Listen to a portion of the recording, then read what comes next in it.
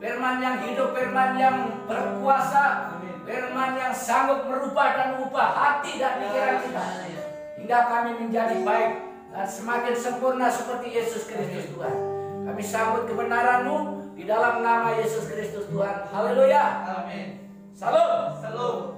Salam damai sejahtera di dalam nama Yesus Kristus Tuhan. Haleluya. Haleluya. Pemirsa, jumpa lagi bersama kami Mimbar Salib. Pagi hari ini kami bersama keluarga dan jemaat Mimbar Salib mengadakan perayaan, yaitu Hari Paskah, Hari Kematian Yesus Kristus. Pemirsa, saudara-saudara yang kekasih,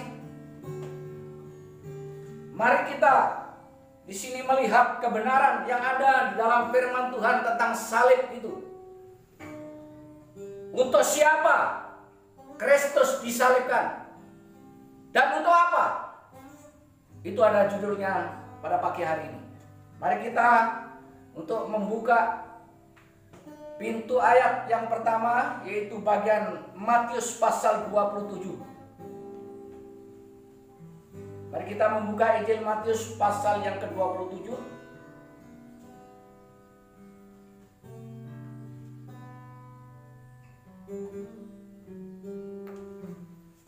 Kita langsung membaca ayat yang ke-24.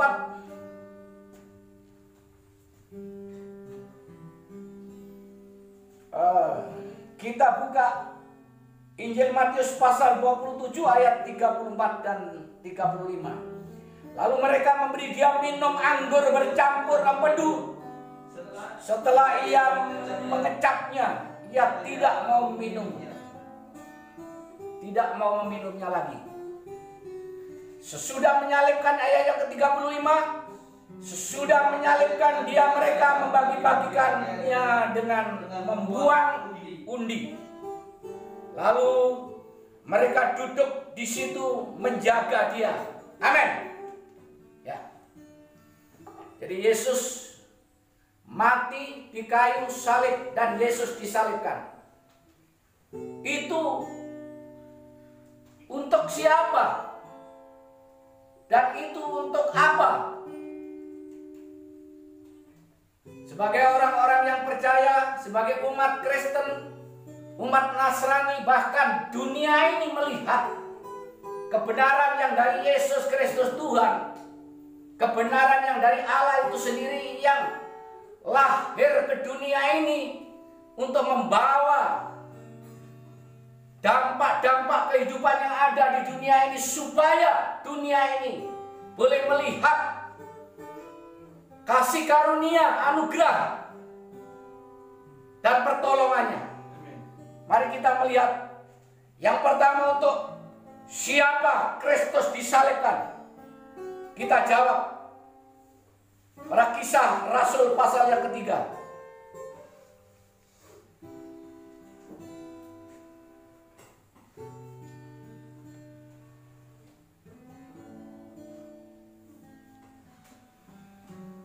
Kisah Rasul pasal yang ketiga ayat 26.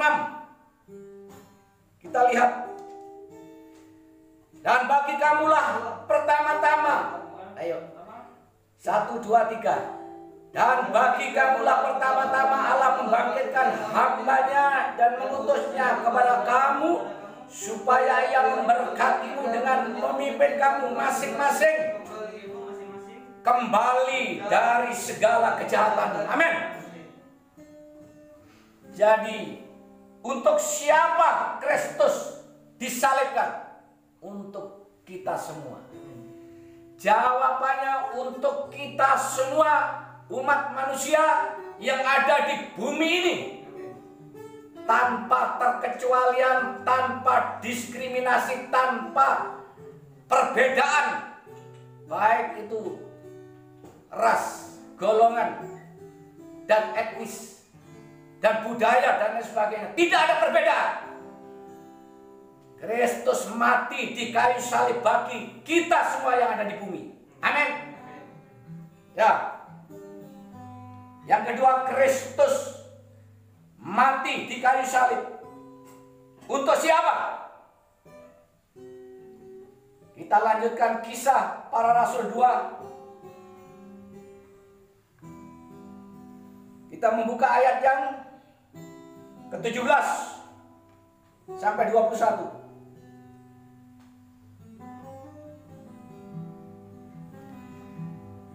Ya. Mari kita perdengarkan, akan terjadi pada hari-hari terakhir demikianlah firman Allah, bahwa aku akan mencurahkan rohku ke atas semua manusia, maka anak-anakmu lelaki dan perempuan akan bernubuat, dan teruna-teruna akan mendapat penglihatan, dan orang-orangmu yang tua akan mendapat mimpi. Juga ke atas hamba-hambaku laki-laki dan perempuan akan kucurahkan rohku pada hari-hari itu, dan mereka akan bernubuat. Dan aku akan mengadakan mujizat-mujizat di atas di langit, dan tanda-tanda di bawah di bumi, darah dan api, dan gumpalan-gumpalan asap. Matahari akan berubah menjadi gelap gulita, dan bulan menjadi darah sebelum datangnya hari Tuhan, hari yang besar dan mulia itu. Dan barang siapa yang berseru kepada nama Tuhan akan diselamatkan. Hai orang-orang Israel, dengarkanlah perkataan ini. Yang aku maksudkan ialah Yesus dari Nazaret, seorang yang telah ditentukan Allah dan yang dinyatakan kepadamu dengan kekuatan-kekuatan dan mujizat-mujizat dan tanda-tanda yang dilakukannya oleh Allah dengan perantaraan Dia di tengah-tengah kamu, seperti yang kamu tahu. Amin. Jadi di sini adalah jawaban yang kedua.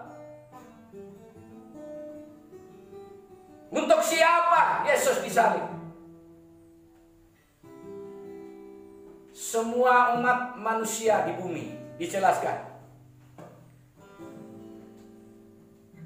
Dari bayi-bayi, dari anak-anak, dari orang tua, taruna-tarunanya, dan semuanya di sini akan menerima dampak daripada salib itu, dan mereka akan mendapatkan mimpi-mimpi dan penglihatan-penglihatan.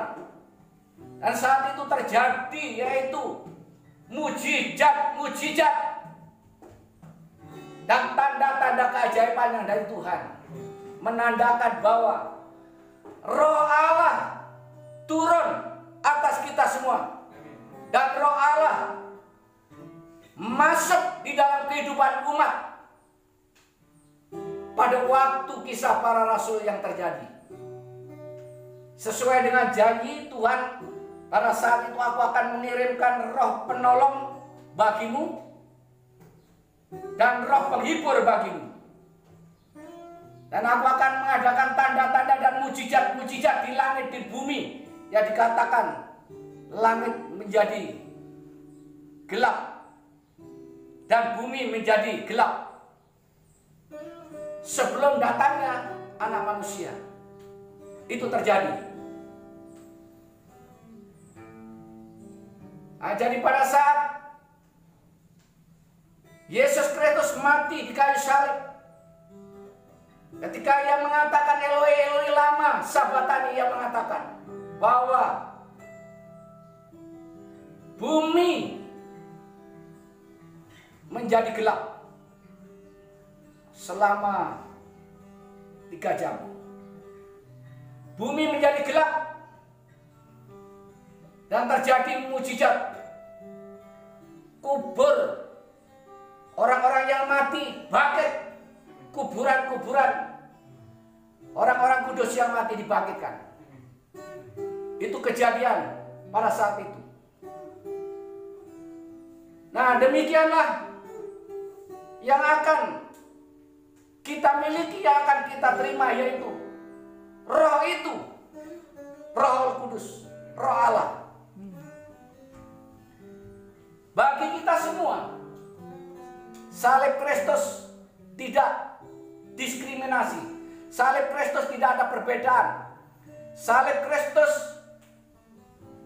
Tuhan Yesus disalibkan punya tujuan, punya rencana, yaitu bagi dunia ini, supaya dunia dipenuhi dengan kasih, supaya dunia ini dipenuhi dengan karunia-karunia dan keajaiban-keajaiban, sehingga terjadilah saat ini manusia bisa menciptakan pesawat, manusia bisa menciptakan jet,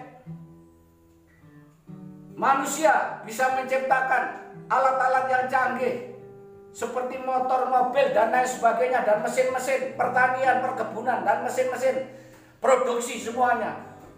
Itu berkat keajaiban salib Kristus. Itu berkat keajaiban Allah itu sendiri. Nah, dengan demikian kita akui, kita percaya, kita yakini bahwa kedatangan Yesus Kristus untuk mati di kayu salib bertujuan besar bagi dunia ini, untuk membawa dampak yang positif, perubahan atau restorasi yang besar bagi dunia ini. Amin. Lalu di sini, untuk apa? Ya, Kristus disalib, bagian yang kedua. Langsung kita angkat saja di sini yang terdapat Efesus pasal 2 ayat 10.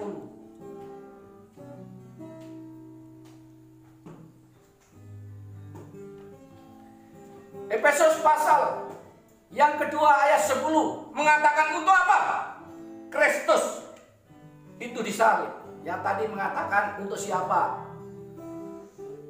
Yang berikut untuk apa Yesus disalib. Ya, Efesus pasal 2 ayat yang ke-10 berbunyi, karena kita ini buatan Allah ciptaan dalam Kristus Yesus untuk melakukan pekerjaan baik yang dipersiapkan Allah sebelumnya. Ia mau supaya kita hidup dalamnya. Untuk apa? Supaya kita hidup di dalamnya bersama-sama Yesus, supaya kita tinggal di dalam Yesus Kristus Tuhan dan mempercayai Dia, memuji dan menyembah Dia, mengagungkan dan meninggikan namanya. Amin. Bagian yang berikutnya, untuk apa Yesus disalib? Efesus 2 ayat yang berikutnya, ayat yang 11 sampai yang ke-14. Ayat yang ke-11, dipersatukan di dalam Kristus. Karena itu ingatlah bahwa dahulu kamu sebagai orang-orang bukan Yahudi menurut daging, yang disebut orang-orang tak bersunat oleh mereka yang menamakan dirinya sunat, yaitu sunat lahiriah yang dikerjakan oleh tangan manusia. Bahwa waktu itu kamu tanpa Kristus tidak termasuk keluarga Israel dan tidak mendapat bagian dalam ketentuan-ketentuan yang dijanjikan, tanpa pengharapan dan tanpa Allah di dalam dunia. Jawabannya yang berikut. Tetapi sekarang di dalam Kristus Yesus, kamu yang dahulu jauh sudah menjadi dekat oleh darah Kristus. Apa jawabannya, pemirsa? Untuk apa Yesus disalibkan? Untuk persatuan. Untuk mempersatukan kita di dalam dunia ini, yang tadi disebutkan, yang jauh, yang dekat, dan yang sunat, yang tidak bersunat. Karena ada perbedaan, orang yang tidak bersunat itu dikatakan kafir, dan yang bersunat itu dikatakan orang beriman pada saat itu. Tetapi Yesus mengadakan perdamaian, persatuan, mengadakan restorasi atau perubahan cara, yaitu bukan hukum, peraturan yang baru. Jadi peraturan itu mengadakan persatuan bagi mereka yang dekat, yang jauh, bagi mereka yang sunat dan maupun tidak bersunat. Di situ Rasul Paulus mengatakan mereka juga orang-orang barbar, orang-orang sekit, ya orang-orang yang tidak bersunat, mereka dipersatukan oleh Yesus Kristus. Termasuk kita, orang-orang Asia yang ada di Indonesia ini, dulu tidak mengenal Allah itu, dulu tidak mengenal Yesus Kristus, tetapi sekarang sudah menjadi milik Allah, dan bukan hanya mengenal Yesus Kristus, tetapi juga menjadi milik Allah dan dipersatukan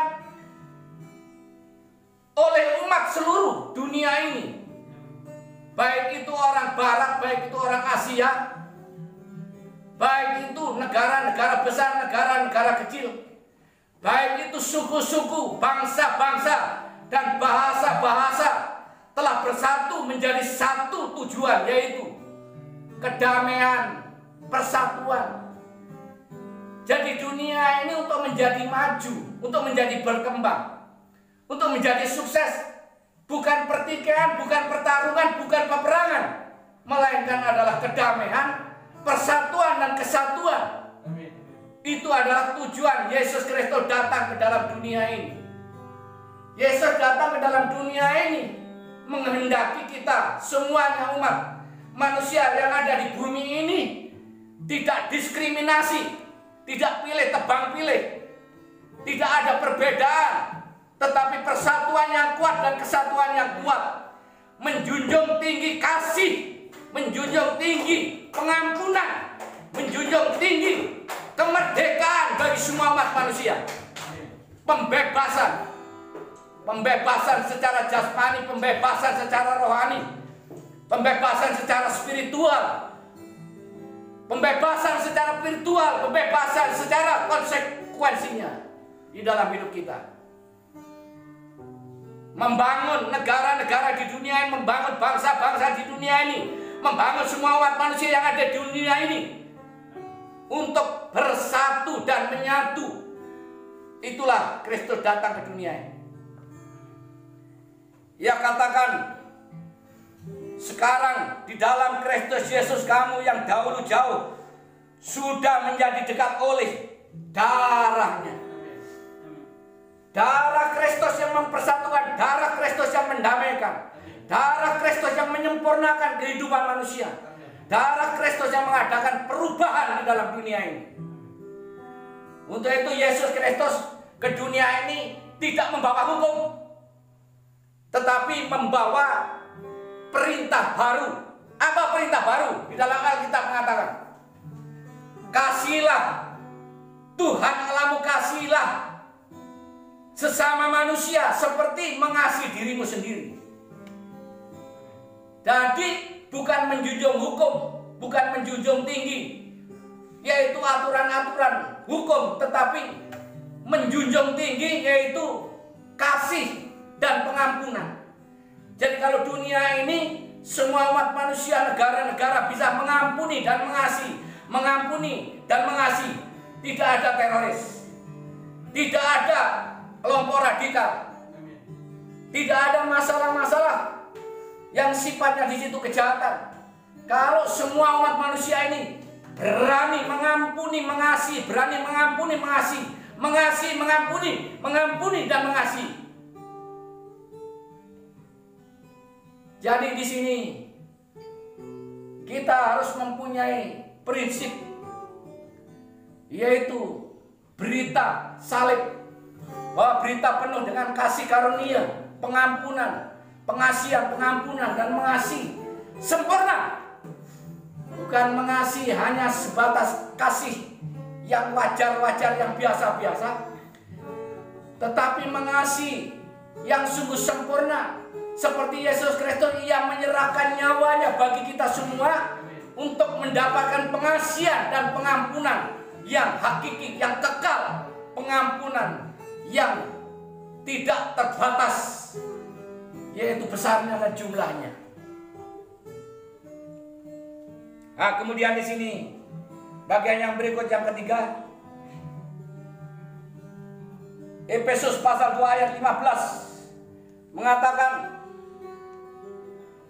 sebab dengan matinya sebagai manusia ia telah membatalkan hukum Taurat dengan segala perintah dan ketentuannya untuk menciptakan keduanya menjadi satu manusia baru di dalam dirinya, dan dengan itu mengadakan damai sejahtera. Kematian Yesus Kristus itu sudah menghentikan hukum, membatalkan hukum. Jadi hukum Taurat dan peraturan-peraturannya yang dikatakan sangat, hukumannya sudah tidak ada lagi. Karena yang ada di sini hanya perintah baru, yaitu kasih, mengasihi, mengampuni, melayani, mengasihi, mengampuni dan melayani. Itulah sebabnya saudara-saudara yang kekasih, belajar firman Tuhan malam pada pagi hari ini, mengenal firman Tuhan di pagi hari ini, yaitu belajar untuk mendalami tentang salib Kristus, mendalami tentang kematiannya, dan otomatis kita akan mendalami tentang kasih karunia, kasihnya yang begitu besar. Amin. Jadi pada pagi hari ini kita memperingati hari kematian Yesus Kristus sebagai sumber daripada kasih itu, sumber daripada pendamaian itu, sumber daripada pengampunan itu, supaya dunia ini melihat, karena begitu besar kasih Allah akan dunia ini, sehingga mengaruniakan anaknya yang tunggal, dan barang siapa yang percaya kepadanya tidak akan dihukum, tidak masuk neraka, tetapi akan peroleh hidup yang kekal. Ini bagi dunia, bukan hanya bagi umat Kristen, tetapi bagi seluruh dunia.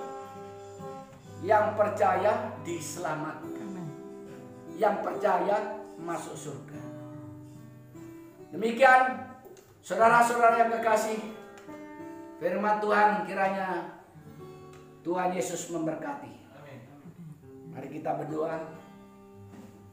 Bapa yang di surga, karena begitu besar kasih karunia, anugerah dan pertolongan dan pengampunan-Mu yang begitu dahsyat dan luar biasa bagi dunia ini, sehingga Engkau mati di kayu salib bagi kami, mati di kayu salib untuk kami semua, supaya setiap orang yang percaya kepadanya, setiap orang yang ada di dunia ini diampuni, diselamatkan, diperdamaikan, dipersatukan, dan memperoleh anugerah besar, yaitu kasih karunia, dan segala karunia-Nya akan diberikan kepada kita semuanya. Kami yakin dan percaya firman-Mu siang hari ini akan bekerja terus bagi semua umat-Mu yang ada di bumi ini, hingga sampai Kau datang yang kedua kalinya, hingga setiap orang mendengarkan, setiap orang percaya bahwa Kau adalah Yesus Kristus, adalah Tuhan, sebagai sumber kasih dan sumber pengampunan yang sangat besar bagi dunia ini. Demi nama-Mu kami mengucap syukur dan terima kasih. Haleluya. Pemirsa, tonton terus tayangan kami. Ini adalah sangat penting untuk membangun kehidupan rohani secara mutlak bagi dunia ini. Salam, sampai jumpa.